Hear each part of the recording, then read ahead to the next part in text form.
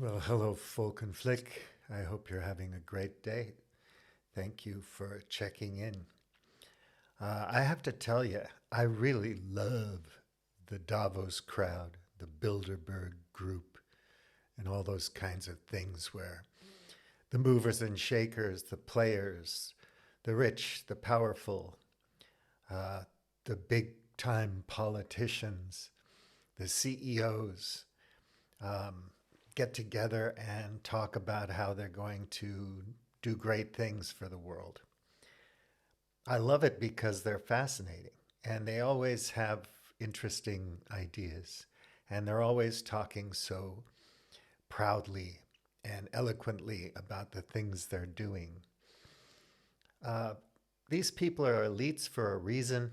They were lucky, most of them, at birth. They went to good universities, they have good educations. Um, they've had good opportunities in their lives and they've capitalized on them. They have interesting careers, expertise, power, influence. Uh, they're involved in a a big inner circle of people around the world that make things happen. They have power. They have influence. We don't. We may have a car and a job and a university education, and to a certain degree, we have freedom and agency, and we can affect things in our lives. But we don't really have much power, not compared to these people. Now, some of their plans, conspiracies, might be fantastic, you know? I mean, when you examine them, it sounds good, but it's almost like, greenwashing by oil companies, astroturfing. Uh, there's a lot of trickiness to it because of one thing and one thing only. Despite their good intentions, and I'm sure a lot of them have the finest and best intentions, they didn't get where they are uh, by being just generous, decent people. And of course, if you compare, going back to history, Winston Churchill with Joseph Stalin, you can see what kind of cultures they came from and how different they were, right? Winston Churchill, as far as we know, didn't have thousands and thousands of people killed and didn't purge his inner circle and so on like Stalin did. A lot of these people come from a great family background and they want to do good things, but the primary ethic that they have, obviously, is profits first because they never would have made it to where they are if they didn't acquiesce to that ethic. Now, they may be careerist, they may be ambitious, they may have only wanted to do their best and achieve success and compete well in the marketplace of movers and shakers, of players, play the game well. Some are more corrupt than others. Some will do practically anything to get where they are, but a lot of them just worked really hard for it and achieved success. But you don't go against the flow of money to the top, to the rich and powerful, if you're going to make it. You cannot piss off a dollar bill because at the end of the day, the dollar bill is like an evil spirit or a saint or a god. You pray to it. You don't want to piss it off because it might leave you.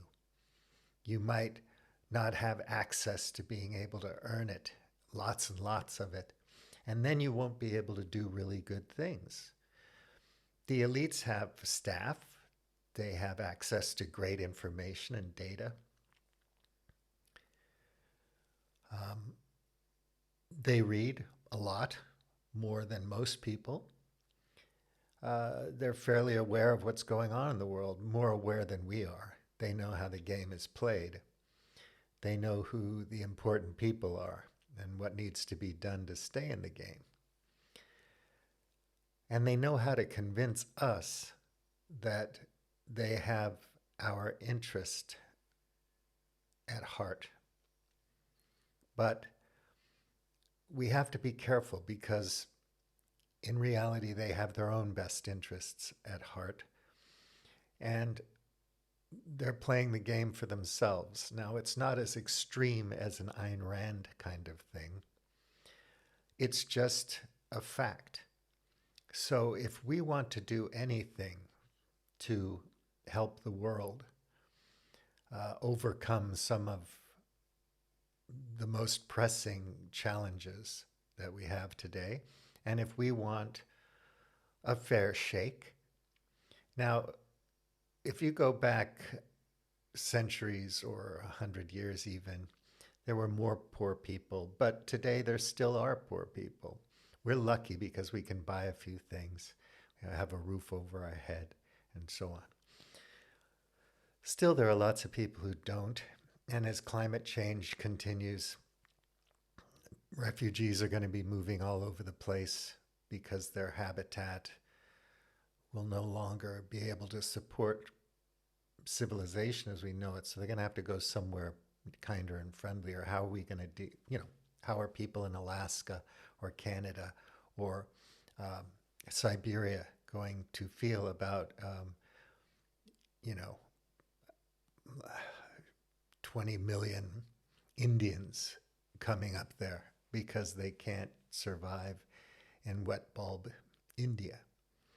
This is going to happen eventually, not now, but this is something that the Davos crowd will discuss. What can we do, to help the people? And like I said, their cause may be noble and they may be sincere, but at the end of the day, they're not going to do anything until it's profitable. So what we have to do is convince them that there are many ways to profit, many ways to be powerful and play the game, ways that can preserve civilization, and they know that. They actually know all this, but we have to convince them that they have to get busy now and that they have to make some sacrifices because they don't really. Although if they lose something, it hurts them a lot more than us because we don't have much. So yeah, if your main transportation is a bicycle and your bicycle gets stolen, it's devastating, especially if you had to save up for 6 months to buy one. But by the same token, wealthy and powerful people are really pissed off if they can't get their name on a building or if they lose the game in some way, don't get promoted, don't get elected, lose a $20 billion in a transaction, and they're comparing themselves to each other. So everything's always like that. You look down the road and you say, okay, I'm comparing myself to Joe down the road. Maybe I'm a little bit better than Joe, and you feel good. These people are doing the same thing, only they're looking at each other's jets and whatnot. And also their philanthropic activities. Am I a better rich person than the other guy? Have I done something good for the world today? At the same time, they're taking care of their own because they have to stay in the game.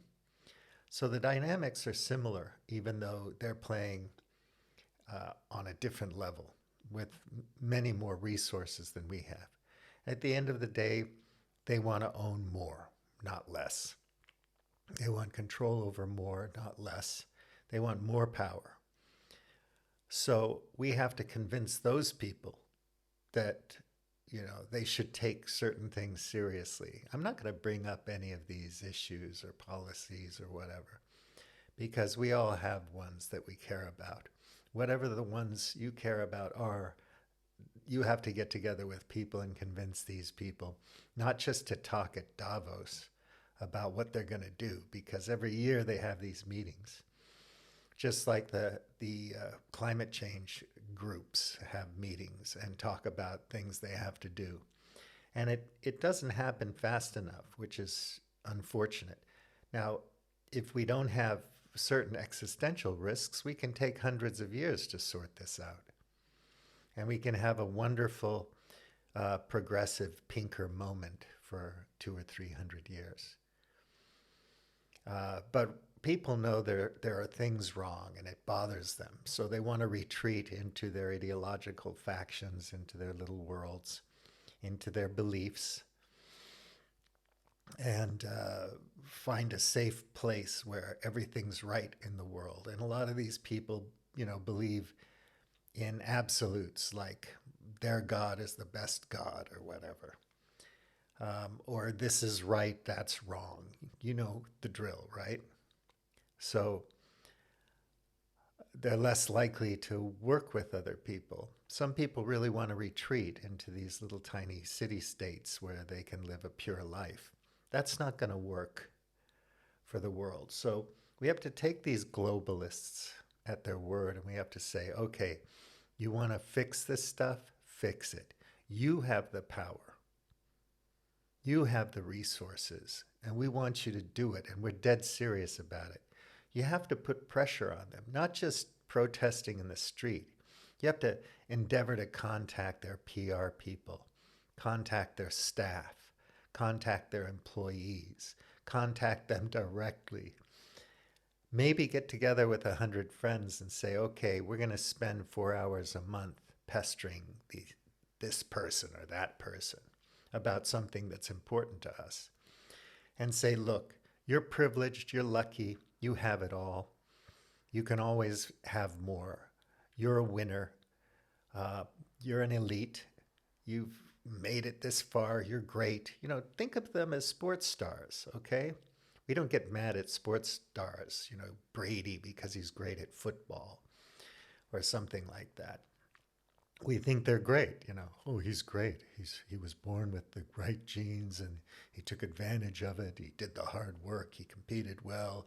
Sports psychologist. He did what he had to do, and he won all those Super Bowls. We tend to think it's fantastic. Well, it's the same thing with these elites. So give them credit where credit's due. Take them at their word and make them get things done. They have more than enough power. And, when you look at somebody like Putin, he runs a petrostate. So he's got so much money and power. He can literally use propaganda to convince his young people, young Russian people, to die fighting their brothers in Ukraine. It's absurd.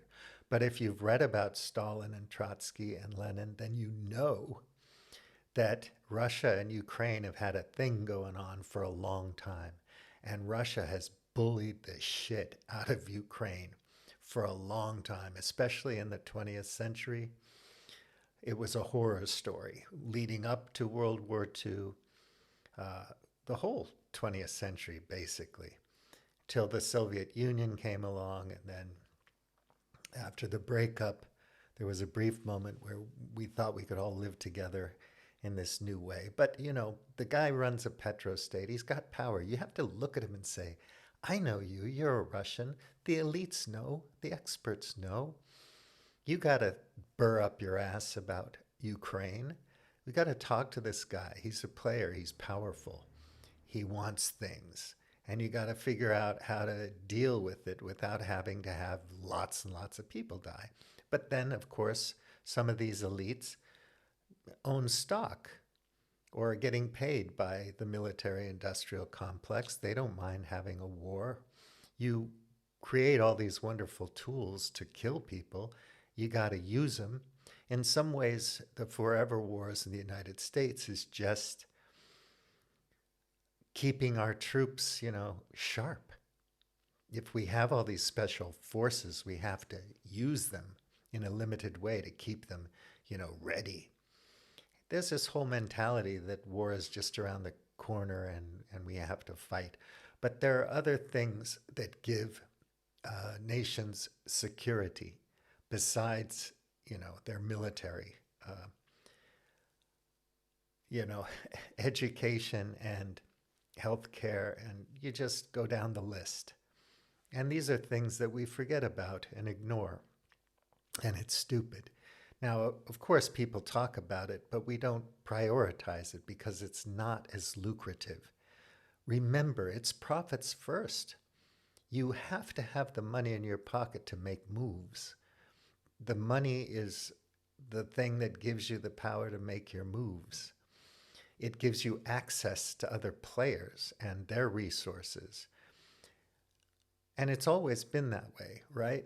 So if the kings are supporting the sciences back in the age of enlightenment or reason or whatever, um, the age of wonder, and certain people are supporting Isaac Newton, or you know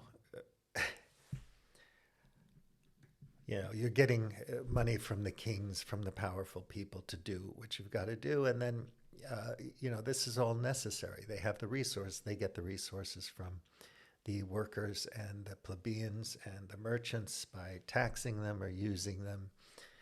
And they pass it up the chain and they do amazing things, and we give them lots of credit for it, as we should.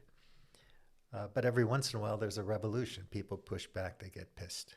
So how are you going to do that? I suggest putting pressure on these people and holding them to account, make them do what they say they're going to do. All right, take care. William T. out.